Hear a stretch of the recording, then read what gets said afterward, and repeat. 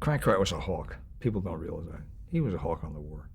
It's like most of the people in the States, they still supported the war. They were beginning to change, but he was a guy who believed his good contacts were generals from World War II. And when he had a problem with the war, he would go down to Washington and talk to them.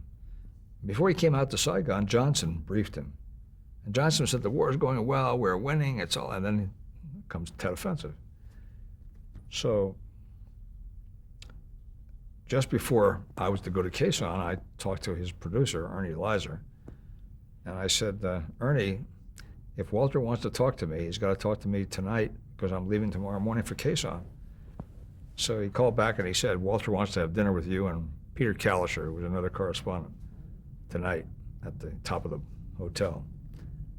And he said, well, when are we going to win this goddamn thing?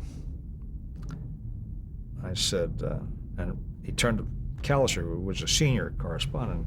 Kalischer said, well, I've been in Paris for the last 3 years. He said, Fromson's been here the whole time. Why don't you ask him? I said, thanks a lot, Pete. Cronkite says, well, what about it? I said, well, Walter, I'll tell you my opinion, which I'm not broadcasting. I'm giving you my opinion only.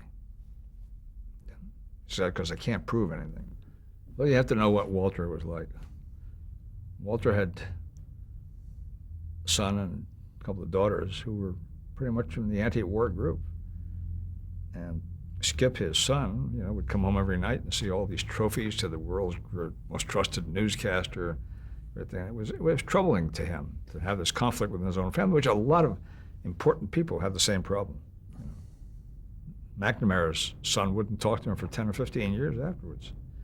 Anyway, Cronkite said, so well, he turned to me, what about the war? And I told him, I said, this is my opinion.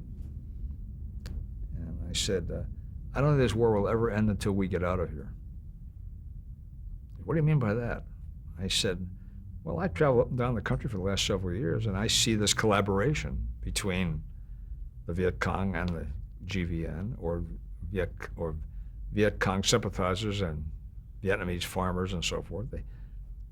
They allow each other to have water and rice and so on and so forth. And I think there's something here I think we've missed. I think this is really a civil war, and which is really a conflict between two people of the same country. Different ideologies, but nonetheless the same.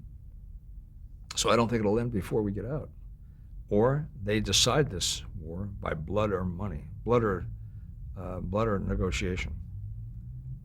He said, well, that's the wildest damn thing I've ever heard of. I said, Walter, you asked my opinion, I gave you my opinion. And I thought to myself, wow, that's going to be the end of me. So I went to Quezon. Several years later, I was in London. Jack Lawrence, who was one of our correspondents in Vietnam, he said, remember that meeting you had with Walter Cronkite back in '68? I said, sure, how could I forget it? He says, well, he got all the correspondents together the next day after you, plus other people, and asked them what was going to happen, and they told him the same story. He said it was hard for him to understand that. So. But then, just finish the story. He went on the air and said what? He said, we've reached a point of stalemate, and we should find a way with honor to end this war. Just so people understand, that was a major turning point in the country. Oh, yeah. Lyndon Johnson said, when you lost Walter Cronkite, you've lost the country. Yeah. And I think, there may be all kinds of reasons why people could be critical of Cronkite, but I think on the standpoint of the trust factor that he built among the American people, because night after night of hearing him on the air, it was true. I mean, he was very valuable in that sense. But he was really until the end, I think he was a hawk.